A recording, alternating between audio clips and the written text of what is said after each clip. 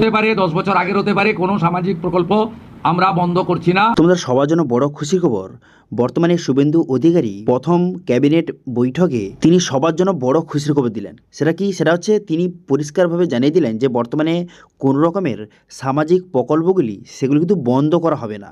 তিনি কি বলেছেন সেটা আপনাদের শুনে দেবো, কিন্তু এবার এই বিষয়ে তিনি কি বলেছেন প্রথম আপনারা শুনে নিন, তারপর পুরো বিষয়টা আপনাদের বিস্তারিত বলে দিচ্ছি এবং কি কি বর্তমানে কেন্দ্রীয় প্রকল্প আজ থেকে চালু করা হলো সেই বিষয়ে তিনি কি বলেছেন সেটা কিন্তু আপনাদের পুরো বিস্তারিত কিন্তু জানিয়ে দেবো। প্রথম তিনি কি বললেন প্রথম আপনারা একটু শুনে নিন। হতে পারে 10 বছর আগের হতে পারে, কোনো সামাজিক প্রকল্প আমরা বন্ধ করছি না।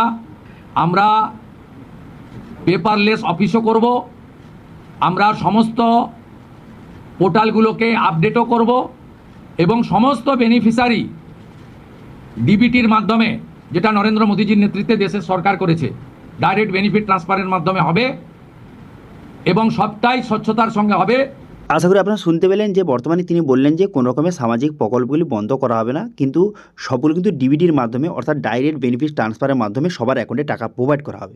এবার অনেকের মনে কোয়েশ্চেন, তাহলে লক্ষ্মী ভাণ্ডার যদি চালু থাকে সেক্ষেত্রে অন্নপূর্ণা ভাণ্ডার কী হবে? দেখুন, সেগুলোর নাম কিন্তু চেঞ্জ করে দেওয়া হতে পারে, অর্থাৎ যে লক্ষ্মী ভাণ্ডারের পরিবর্তে যে অন্নপূর্ণা ভাণ্ডার তার নামটা চেঞ্জ করে দেওয়া হলো, অর্থাৎ নতুন করে আবেদন করতে হবে না।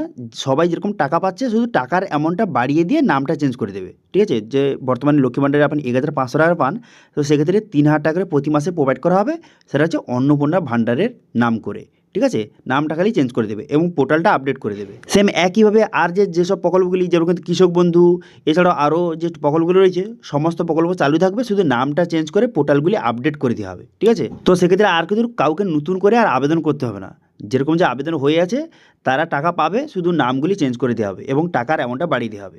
আচ্ছা, এবার বলে কি তিনি বর্তমানে আজ থেকে কী কী নতুন কেন্দ্রীয় প্রকল্প চালু করলেন পশ্চিমবঙ্গে সেই বিষয়ে তিনি কি বললেন প্রথমে শুনে নিন, তারপর পুরো বিষয়টা আপনাদের বুঝে বলছি। মাননীয় প্রধানমন্ত্রী নরেন্দ্র মোদীজি তিনি বলেছিলেন প্রথম ক্যাবিনেট মিটিংয়ে আমরা আয়ুষ্মান ভারতে যুক্ত হব। আমরা আয়ুষ্মান ভারতে যুক্ত হলাম এবং সাথে সাথে প্রধানমন্ত্রী জন আরোগ্য যোজনা, প্রধানমন্ত্রী ফসল বীমা যোজনা ক্রপ ইন্স্যুরেন্স, প্রধানমন্ত্রী স্কুলস ফর রাইজিং ইন্ডিয়া PM-শ্রী, প্রধানমন্ত্রী বিশ্বকর্মা, বেটি বাঁচাও বেটি পড়াও, প্রধানমন্ত্রী উজালা যোজনা 3.0 এবং অন্যান্য কেন্দ্রীয় স্কিম বা সেন্ট্রাল গভর্নমেন্ট স্পন্সর্ড স্কিম আমরা যুক্ত হওয়ার সিদ্ধান্ত নিলাম। আশা করি শুনতে পেলেন যে আজ থেকে কিন্তু আয়ুষ্মান ভারত, উজ্জ্বলা যোজনা 3.0 এছাড়াও যে প্রধানমন্ত্রী বিভিন্ন রকমের স্কিমগুলি, কেন্দ্র সরকারের যে স্কিমগুলি সেগুলো অফিসিয়ালভাবে কিন্তু পশ্চিমবঙ্গে চালু হয়ে গেল। ঠিক আছে? এবার এই সব প্রকল্প নিয়ে যদি প্রতিটা প্রকল্প নিয়ে যদি আলাদা আলাদা ভিডিও চান, যে কীভাবে আবেদন করবেন, কারা কারা আবেদন করতে পারবেন, কী কী ডকুমেন্টস লাগবে, এই সমস্ত টপিকে যদি ভিডিও চান অবশ্যই কিন্তু কমেন্ট করে জানাবেন। তো সেক্ষেত্রে এই যে প্রকল্পগুলি বর্তমানে চালু হলো আজ থেকে, সেগুলো নিয়ে কিন্তু আপনাদের বিস্তারিত একটি ভিডিও আনবো। ঠিক আছে? তো এই ছিল আজকে আপডেট। ভিডিও ভালো লাগে তাহলে ভিডিওকে লাইক করবেন এবং ভিডিও কিন্তু বন্ধুর সঙ্গে শেয়ার করে দেবেন এবং আমাদের চ্যানেলে প্রথমবার ভিজিট করে থাকলে আমাদের চ্যানেলটিকে সাবস্ক্রাইব করে রাখুন এবং পাশে থেকে বেল আইকনটিকে অবশ্যই প্রেস করে রাখুন। আজকে ভিডিওটা এই পর্যন্ত দেখা আছে নেক্সট ভিডিওতে। Thank you.